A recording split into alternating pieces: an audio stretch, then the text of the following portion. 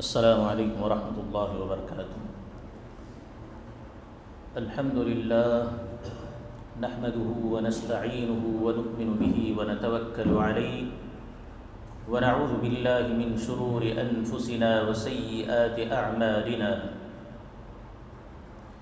من يهده الله فلا مضل له ومن يضلل فلا هادي له وأشهد أن لا إله إلا الله وحده لا شريك له وأشهد أن محمدا عبده ورسوله وصلى الله على نبينا محمد وسلم تسليما كثيرا أما بعد،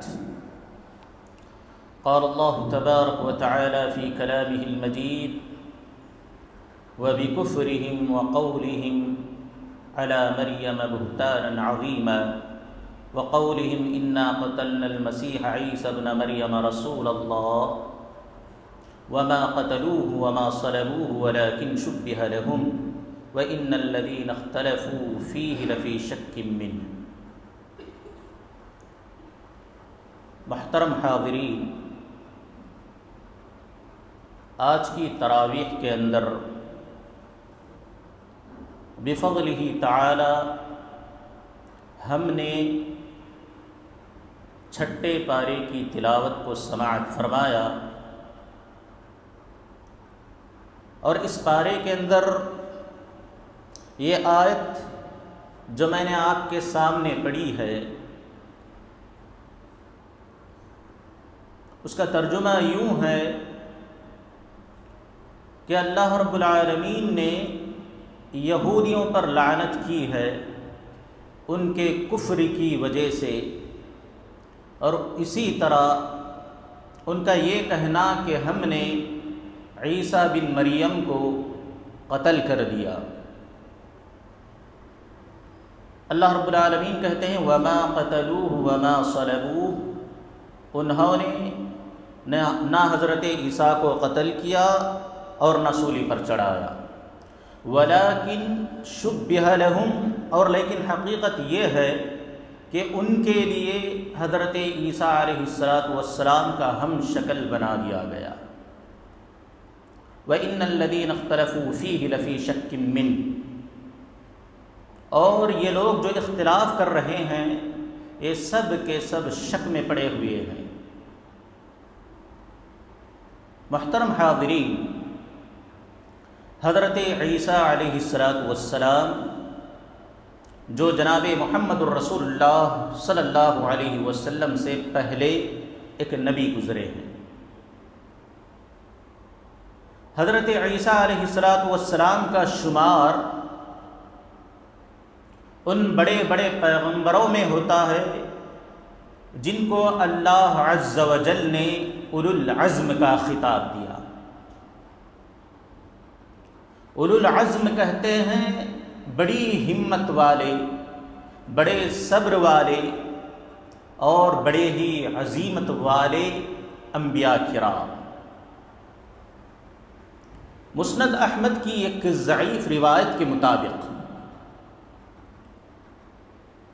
اللہ تبارک و تعالیٰ نے اس زمین پر کل 1,24,000 انبیاء اکرام کو مبعوث کیا۔ اللہ تبارک و تعالیٰ نے ان تمام انبیاء اکرام میں سے 25 نبیوں کا ذکر اپنے مقدس کلام کے اندر قرآن مجید کے اندر کیا۔ پھر ان 25 انبیاء اکرام میں سے 5 انبیاء اکرام کو اللہ رب العالمین نے چنا اور ان کو اولو العزم کہا، بڑے ہی ہمت والے صبر والے انبیاء اکرام۔ کتنے ہیں وہ لوگ؟ 5۔ کون کون ہیں؟ کسی کو پتا ہے؟ اولو العزم، بڑے بڑے پیغمبر، عزیمت والے صبر والے پیغمبر جو 5 گزرے ہیں، آپ کو کچھ اس کے بارے میں پتا ہے کہ کون ہیں یہ لوگ؟ کوئی جانتے ہیں؟ کوشش کریں، نام بولیں۔ نام نوح علیہ السلام اور ابراہیم علیہ السلام اور موسیٰ علیہ السلام اور عیسیٰ علیہ السلام اور جناب محمد رسول اللہ صلی اللہ علیہ وسلم۔ ماشاء اللہ، اللہ علم میں برکت دے، اللہ رب العالمین علم میں برکت عطا کرے۔ تو یہ 5 انبیاء کرام کیا کہلاتے ہیں؟ اولو العزم، بڑے عظیمت والے کہلاتے ہیں۔ تو حضرت عیسیٰ علیہ السلام کو اللہ رب العالمین نے جب یہودیوں کی طرف مبعوث کیا، اللہ نے بڑے بڑے معجزات حضرت عیسیٰ علیہ السلام کو عطا کیے۔ حضرت عیسیٰ علیہ السلام اگر کسی اندھے پر، پیدائشی اندھے پر، اس کی آنکھوں پر ہاتھ پھیرتے، اللہ رب العالمین کے فضل سے وہ بینا ہو جاتا، دیکھنے لگتا۔ یہ معجزہ اللہ نے حضرت عیسیٰ کو عطا کیا تھا۔ اسی طرح کوڑھ کا بیمار، جو کوڑھی ہوتا ہے، جس کی چمڑی جو ہے خراب ہو گئی ہوتی ہے اور ہڈیاں پوری سکڑ گئی ہوتی ہے، تو ایسے بیمار شخص پر جب ہاتھ پھیرتے تو اللہ رب العالمین کے فضل و کرم سے وہ آدمی صحت مند ہو جایا کرتا تھا۔ اسی طرح حضرت عیسیٰ علیہ السلام مٹی کے پرندے بنا کر، مٹی کی چڑیا بنا کر اگر اس میں پھونکتے تو کیا ہوتی؟ بالکل زندہ ہو کر حقیقی چڑیا کی طرح اڑنے لگتی۔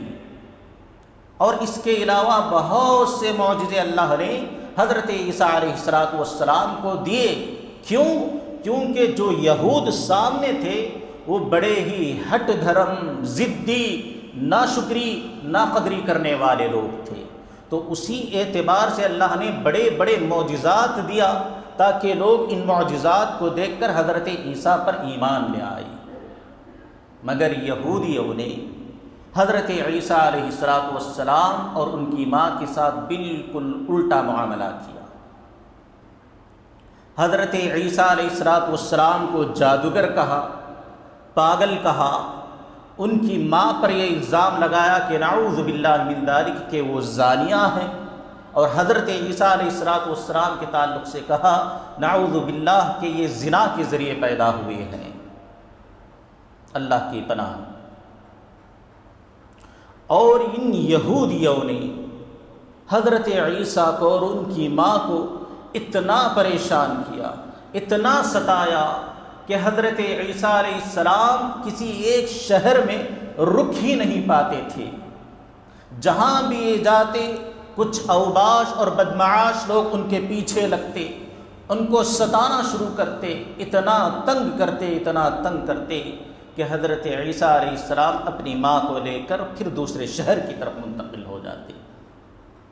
بڑے صبر والے تھے حضرت عیسیٰ علیہ السلام، ہمیشہ یہودیوں کو پوری نرمی کے ساتھ سمجھاتے رہے، جس طرح بڑا بھائی اپنے چھوٹے بھائی کو سمجھاتا ہے، پیار و محبت سے سمجھاتے رہے، توحید کی طرف بلاتے رہے۔ یہودیوں نے نہیں مانا۔ یہودیوں نے دیکھا کہ ہماری ساری کوششیں بیکار میں جا رہی ہیں، حضرت عیسیٰ ہے کہ اپنی دعوت سے، اپنی توحید سے نہیں رک رہے ہیں، اس لیے انہوں نے ایک سازش کی، ایک خطرناک پلان بنایا۔ کہا کہ ہم حضرت عیسیٰ کو قتل ہی کر دیتے ہیں، نعوذ باللہ من ذالک۔ پھر یہ لوگ جمع ہوئے، ایک پلان بنایا۔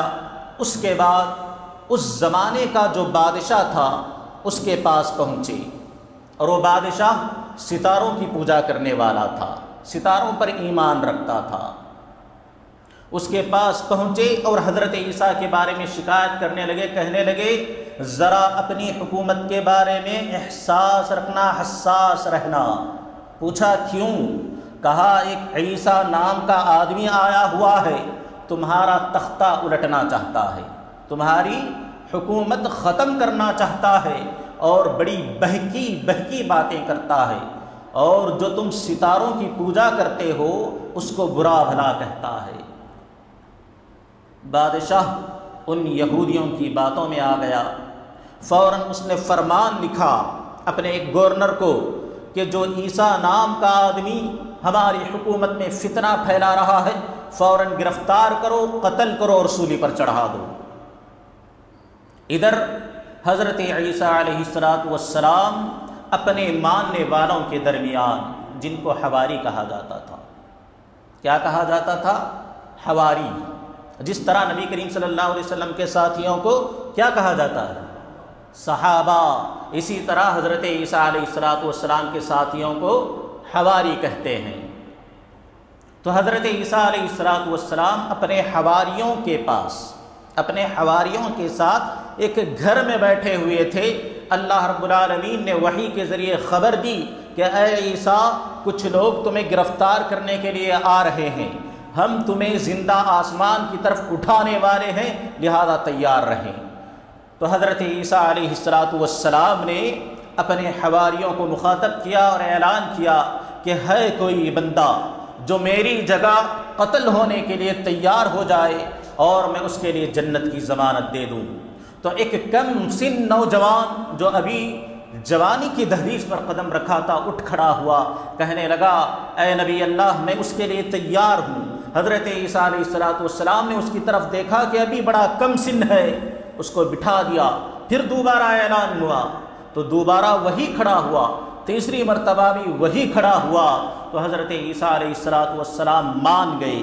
اس کے بعد اللہ رب العالمین نے روشن دان سے، جو چھت کی طرف کھڑکی ہوتی ہے، وہاں سے حضرت عیسیٰ علیہ السلام کو زندہ جسم سمیت اٹھا لیا اور یہاں اس نوجوان کو حضرت عیسیٰ علیہ السلام کی شکل و صورت دے دی۔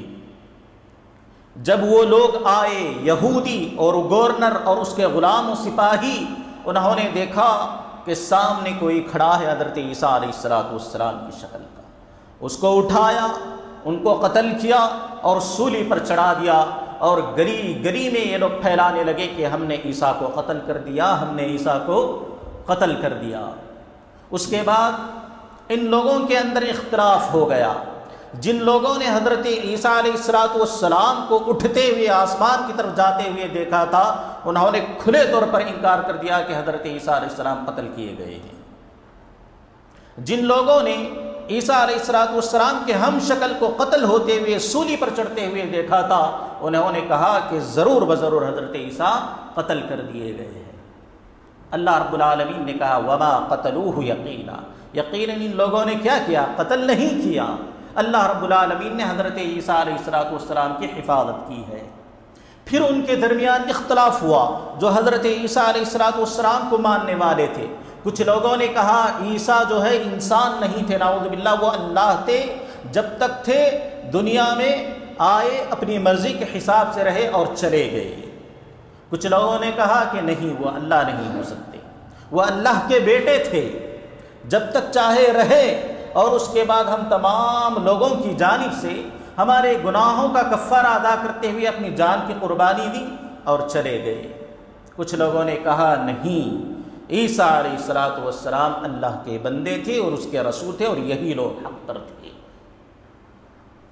محترم بھائیو، احادیث اگر آپ پڑھیں گے، قرآن کی آیات اگر آپ پڑھیں گے، ہمارا عقیدہ حضرت عیسیٰ علیہ السلام کے تعلق سے بالکل صاف ہو جاتا ہے۔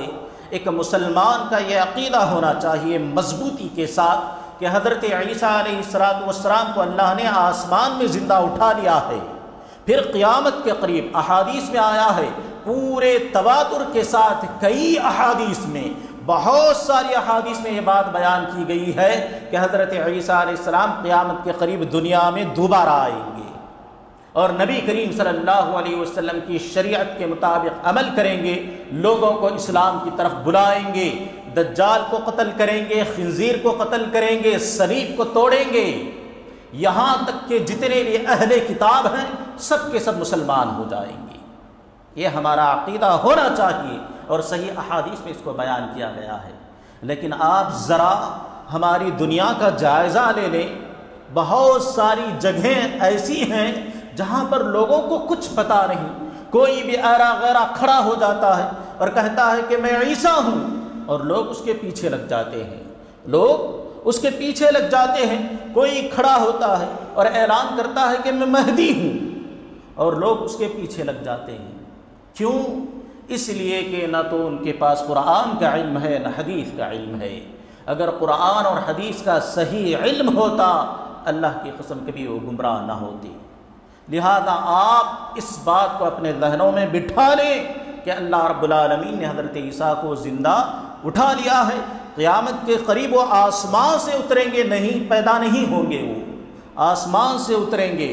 اور یہ لوگ بہار کے وہ شکیل بن حنیف، اس کا فتنہ آپ نے سنا ہوگا، کہتا ہے کہ میں مہدی ہوں، کہتا ہے کہ میں مسیح موعود ہوں، لیکن کہاں پیدا ہوا؟ بہار میں پیدا ہوا ہے، اور دعویٰ کر رہا ہے مسیح موعود ہونے کا۔ اللہ بچائے ایسے شریروں سے، اللہ حفاظت کرے۔ لہذا آپ سبھی اپنے ایمان کی حفاظت کریں۔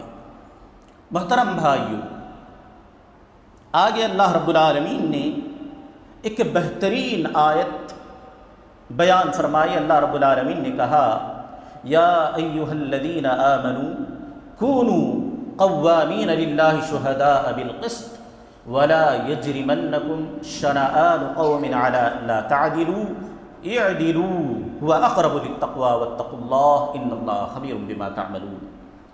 ترجمہ: اے ایمان والو، اللہ کے لیے حق پر قائم ہو جاؤ اور اللہ کے لیے انصاف کے ساتھ گواہی دینے والے بن جاؤ۔ وَلَا يَجْرِمَنَّكُمْ شَنَآنُ قَوْمٍ عَلَىٰ أَلَّا تَعْدِلُوا، اور کسی قوم کی دشمنی تمہیں ظلم پر، نا انصافی کرنے پر نہ ابھارے۔ اعدلوا، ہمیشہ عدل و انصاف کا راستہ تھامے رکھو۔ وَأَقْرَبُ لِلتَّقْوَىٰ، یہ تقویٰ کے سب سے زیادہ قریب ہے، اور اللہ رب العالمین تمہارے اعمال کو جاننے والا ہے۔ اللہ کے بندو، اس آیت کے معنی اور مفہوم پر غور کیا جائے تو اسلام کی ایک ایسی خوبی آپ کو نظر آئے گی، اسلام کی ایک ایسی پیاری صفت آپ کو دکھائی دے گی کہ اگر ہم مسلمان اپنی ذات کی حد تک بھی اس پر عمل کر لیں تو غیر مسلم ہماری ان عادتوں کو، ان صفتوں کو دیکھ کر متاثر ہو جائیں، اسلام کی طرف مائل ہو جائیں، اسلام کے لیے نرم پڑ جائیں۔ اللہ نے کیا کہا؟ وَلَا يَجْرِمَنَّكُمْ شَنَآنُ قَوْمٍ عَلَىٰ أَلَّا تَعْدِلُوا، اے لوگو کسی قوم کی دشمنی تمہیں ظلم پر اور ناانصافی کرنے پر نہ ابھارے۔ یعنی اگر سامنے دشمن بھی ہو اس کے ساتھ انصاف کا معاملہ کرو، اس کے ساتھ عدل کا معاملہ کرو۔ ایک طرف مسلمان ہو، دوسری طرف یہودی ہو، اور حق یہودی کی طرف جاتا ہو تو تمہارے اوپر ضروری ہے کہ یہودی کے حق میں فیصلہ کریں۔ ایک طرف مسلمان ہو، دوسری طرف کٹر ہندو ہو اور اس کے حق میں فیصلہ جا رہا ہو تو آپ پر ضروری ہے کہ اس کے حق میں فیصلہ کریں، آپ اس کی طرف مائل نہ ہو۔ یہ اسلام کی تعلیمات ہیں، یہ اسلام کی خوبی ہے کہ اللہ رب العالمین نے کہا کہ تمہارے سامنے تمہارا کٹر دشمن بھی کھڑا ہو اس کے ساتھ انصاف کا معاملہ کرو۔ لیکن ہماری حالت کیا ہے؟ غور کیا ہے کبھی؟ ہم کتنے گئے گزرے ہیں، کس قدر اخلاق اعتبار سے گرے ہوئے ہیں کہ گھروں میں ہماری بہنیں جو ہیں ہمارے ظلم سے محفوظ نہیں ہیں۔ گھروں میں ہماری بہنیں، ہماری مائیں، ہماری بہنیں ظلم سے محفوظ نہیں ہیں۔ ہم نے وراثت میں حصہ دینا چھوڑ دیا۔ اللہ اکبر کبیرہ۔ اور ہر آدمی اپنا اپنا جائزہ لے کہ میں کتنا انصاف پسند ہوں۔ اگر کسی آدمی کو اٹھایا جائے اور اسے کچھ پیسے دیے جائیں، کچھ مال دیا جائے، کوئی چیز دی جائے، جا کر گلی میں بانٹ کے آنا، جو غریب ہیں، مسکین ہیں، ان کا خیال کرتے ہوئے برابر تقسیم کرنا۔ آدمی جائے گا، اپنے پسندیدہ جو لوگ ہیں، اپنے جو رشتہ دار ہیں، ان کے گھروں میں برابر تقسیم کرے گا۔ لیکن جب ایسے آدمی کی باری آتی ہے جس سے اس کی بنتی نہیں ہے، جس کا وہ دشمن ہے، گالی دیتے ہوئے گزر جائے گا لیکن اس کو نہیں دے گا۔ کیا یہی اسلام ہمیں سکھاتا ہے؟ اگر یہ ہماری عادتیں ہیں تو لوگ تو کہیں گے کہ اسلام چھوڑو، قرآن چھوڑو، قرآن کے اندر غلط تعلیمات ہیں، کیونکہ ہم نے اپنا عمل ایسے کر لیا ہے۔ اللہ کے بندو، صحابہ اکرام کو دیکھو، ان کی زندگیوں کو دیکھو، تمہارے لیے ایک بہترین نمونہ ہے، ایک بہترین سبق ہے۔ حضرت نعمان بن بشیر بیان کرتے ہیں کہ ان کے والد محترم نے حضرت نعمان کو ایک تحفہ دیا، عطیہ دیا، تو ان کی والدہ نے، حضرت نعمان کی والدہ نے حضرت نعمان کے والد سے یعنی اپنے شوہر سے کہا کہ آپ نے نعمان کو جو تحفہ دیا ہے، ہدیہ دیا ہے، جب تک آپ اس پر نبی کریم صلی اللہ علیہ وسلم کو گواہ نہیں بنائیں گے میں اس پر راضی نہیں ہوں۔ تو نبی کریم صلی اللہ علیہ وسلم کے پاس آئے حضرت بشیر رضی اللہ تعالیٰ عنہ، نبی کریم صلی اللہ علیہ وسلم سے کہا کہ اے اللہ کے رسول، میں نے اپنے ایک بیٹے سے خوش ہو کر اس کو میں نے کچھ تحفے میں دے دیا ہے، ہدیہ دے دیا ہے، اور میری محترمہ کا، میری بیوی کا یہ کہنا ہے، آپ کا کیا خیال ہے؟ تو نبی کریم صلی اللہ علیہ وسلم نے پوچھا کہ اے بشیر، کیا تم نے اپنے تمام بیٹوں کو اسی طرح کا ہدیہ دیا ہے، تحفہ دیا ہے؟ تو حضرت بشیر رضی اللہ تعالیٰ عنہ نے کہا کہ اللہ کے رسول نہیں، میں نے صرف نعمان کو دیا ہے، اپنی باقی اولاد کو ایسا عطیہ نہیں دیا۔ تو نبی کریم صلی اللہ علیہ وسلم نے کہا کہ مجھے ظلم پر گواہ نہ بناؤ، اگر دینا ہے تو تمام اولاد پر برابر تقسیم کرو، برابر ہدیہ دو، تبھی میں گواہ بنوں گا، ایسے ظلم پر میں نہیں گواہ بننے والا۔ تو اللہ کے بندو، اپنے اولاد کے معاملے میں، اپنے رشتہ داروں کے معاملے میں، اپنی جماعت کے لوگوں کے معاملے میں، یہاں تک کہ اپنے دشمنوں کے معاملے میں بھی کیا کرو؟ انصاف سے کام لیا کرو۔ یہ اسلام کی ایسی خوبی ہے کہ غیر مسلم تمہارے لیے نرم پڑ جائیں گے، اسلام کے لیے نرم پڑ جائیں گے۔ اور ایک تاریخ کے اندر واقعہ بیان کیا جاتا ہے کہ ایک مرتبہ کسریٰ کا بادشاہ، کسریٰ جو ہے، اس نے اپنے ایک پیغامبر کو بھیجا، اپنے ایک سپاہی کو بھیجا کہ جاؤ حضرت عمر سے ملاقات کر کے آؤ، دیکھو کہ ان کی شان کیسی ہے، ان کا رتبہ کیسا ہے، ان کی مملکت اور حکومت کیسی ہے۔ وہ بندہ نکلا، مدینے میں پہنچا، سوال کرنے لگا کہ تمہارا بادشاہ کہاں رہتا ہے؟ صحابہ نے جواب دیا ہمارا بادشاہ نہیں ہوتا، ہمارا خلیفہ ہوتا ہے۔ پوچھا اچھا تمہارا خلیفہ کہاں رہتا ہے، اس کا محل تو بتاؤ۔ تو صحابہ نے کہا اس کا محل نہیں ہے، وہ ایک معمولی سے گھر میں رہتا ہے، فلاں جگہ ان کا گھر ہے، جائیے مل لینا۔ وہ آدمی ڈھونڈتا ہوا آیا، گھر میں پوچھا تو گھر سے جواب آیا کہ گھر میں موجود نہیں ہے، ہو سکتا ہے فلاں کھیت میں کسی درخت کے نیچے لیٹے ہوں گے۔ تو وہ سپاہی پریشان ہے، سوچ رہا ہے کہ عمر بن خطاب رضی اللہ تعالیٰ عنہ اتنی بڑی مملکت کے خلیفہ، اتنا بڑا بندہ، اور اتنی عاجزی اور اتنی سادگی۔ بہرحال حضرت عمر کو ڈھونڈتا ہوا پہنچا تو کیا دیکھتا ہے کہ ایک درخت کے سائے کے نیچے اپنے کوڑے کو رکھ کر اس پر ٹیک لگائے ہوئے سو رہے ہیں۔ جب یہ سادگی دیکھا اس نے تو کانپ اٹھا اور کہنے لگا اللہ کی قسم، میں نے بڑے بڑے بادشاہوں کے دربار میں میں نے خدمت کی ہے، میں نے ان کی ٹھاٹ باٹ دیکھی ہے، ان کی شان دیکھی ہے، لیکن یہ حضرت عمر، دل گھبرا رہا ہے ان کو اٹھانے کے لیے۔ فیا سبحان اللہ، تو اس نے کہا یا عمر انک حکمت، اے عمر تم نے حکومت سنبھالی، فعدلت، تم نے انصاف سے کام لیا، تم نے انصاف سے کام لیا، فنمت فامنت، اسی لیے تم امن والے ہو گئے ہو، پرسکون ہو گئے ہو اور آرام کی نیند سو رہے ہو۔ اور وہاں پر بڑے بڑے بادشاہ ہیں کہ جو بیت الخلاء کو بھی جاتے ہیں تو ان کو جان کا خطرہ ہوتا ہے۔ کیوں؟ اس لیے کہ انہوں نے ظلم سے کام لیا اور تم نے انصاف سے کام لیا۔ تو اسی لیے میرے محترم بھائیو، کبھی بھی لالچ میں آ کر، حسد میں آ کر، دشمنی میں آ کر کسی کا حق نہ مارا جائے، بلکہ ہمیشہ انصاف کو تھامے رکھیں اور انصاف سے کام لیں۔ اسی طرح آگے چلیے، اللہ رب العالمین نے ایک آیت کے اندر یہودیوں کا پردہ فاش کیا، ان کی ایک شرارت کو بیان کیا۔ اللہ رب العالمین نے کہا وَقَالَتِ الْيَهُودُ يَدُ اللَّهِ مَغْلُولَةٌ غُلَّتْ أَيْدِيهِمْ وَلُعِنُوا بِمَا قَالُوا بَلْ يَدَاهُ مَبْسُوطَتَانِ يُنْفِقُ كَيْفَ يَشَاءُ۔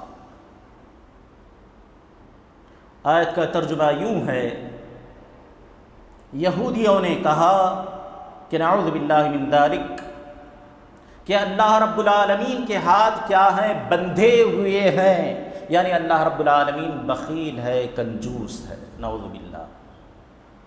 غلت ایدیہم، اللہ نے جواب دیتے ہوئے کہا نہیں، حقیقت میں ان لوگوں کے ہاتھ بندھے ہوئے ہیں، یہ لوگ کنجوس ہیں، یہ لوگ بخیل ہیں۔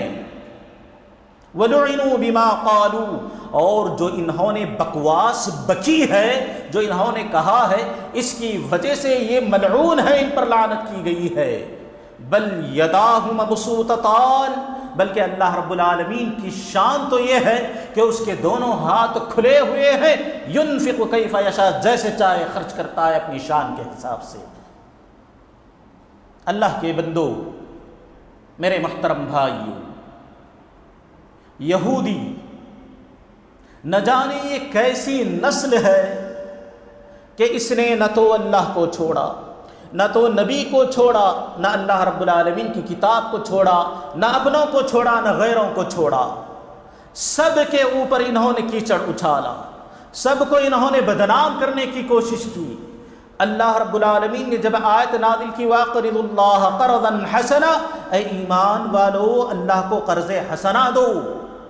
اللہ رب العالمین نے مسلمانوں کو صدقہ و خیرات کے لیے ابھارنے کے لیے یہ بات کہی کہ اے لوگو اللہ کو قرض دو۔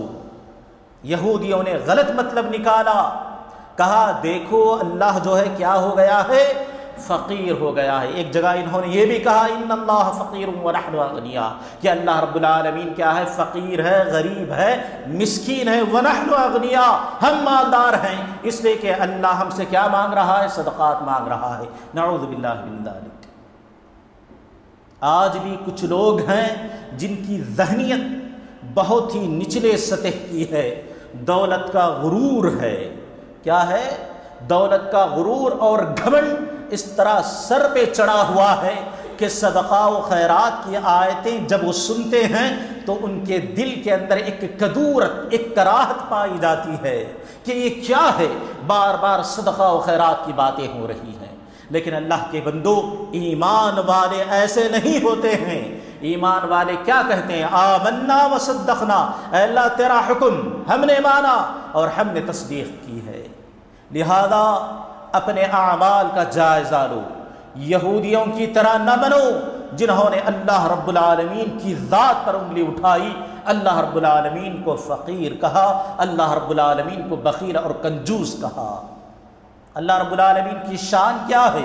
نبی علیہ الصلوۃ والسلام ایک حدیث میں بیان کرتے ہیں، اگر پورے کے پورے انسان اور پورے کے پورے جنات ایک میدان میں جمع ہو جائیں، ہر آدمی اپنی اپنی خواہش کے حساب سے جتنا مانگنا ہے مانگ لے، اللہ نبی علیہ الصلوۃ والسلام نے کہا کہ اللہ رب العالمین کے خزانوں میں رتی برابر بھی کمی نہیں آنے والی۔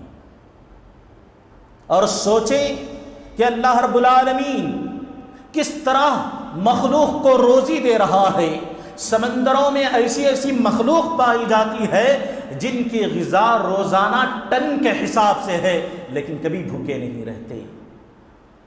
اور نبی کریم صلی اللہ علیہ وسلم نے پرندوں کے تعلق سے کہا تغدو خماسا وتروح بطانا، یہ پرندے صبح سویرے جب نکلتے ہیں تو کیا کرتے ہیں؟ خالی پیٹ ہوتے ہیں، لیکن جب اپنے گھونسلوں کی طرف آتے ہیں تو اللہ رب العالمین ان کو روزی سے مالا مال کر دیا ہوتا ہے، پیٹ بھرے ہوئے ہوتے ہیں ان کے۔ اور اللہ رب العالمین برابر خرچ کر رہا ہے، آسمان سے بارشیں برساتا ہے، زمین سے اناج اگاتا ہے، مانگنے پر بھی دیتا ہے، نہ مانگنے پر بھی دیتا ہے، مسلمان کو بھی دے رہا ہے، کافروں کو بھی دے رہا ہے، سب کو اپنے خزانے سے لٹا رہا ہے۔ اللہ رب العالمین غنی ہے، اللہ رب العالمین سخی ہے، اس کے خزانوں میں کوئی کمی نہیں اور وہ کبھی بھی بخیلی کا شکار نہیں ہو سکتا۔ لہذا ہر آدمی کو چاہیے کہ اللہ رب العالمین سے جب دعا کرے، مانگے تو دل کھول کر مانگے۔